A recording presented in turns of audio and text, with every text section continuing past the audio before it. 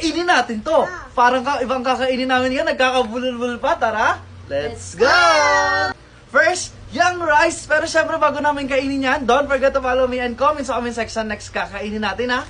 At di naman natin pwedeng kainin yung rice na hilaw. Kaya ito muna. Rice crackers. Tikman natin. Ano? Ay, kulay green siya. What color? Green. Parang sarap.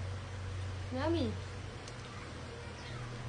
Next naman, yung lava. Pero syempre, naghanap kami ng pang-alternative dyan. Itong lava. Tikman natin. Wow, purple siya yan. Get one. Dami.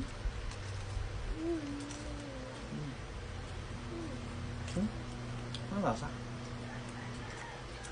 Next naman, yung giant na lollipop. Hindi naman yung giant. Ano yun? Giant. At small lang nga naman, hindi naman siya giant. Ito yun, bibigay natin kay Amari.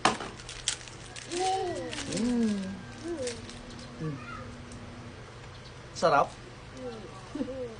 Like, follow, comment, and share. Bye-bye.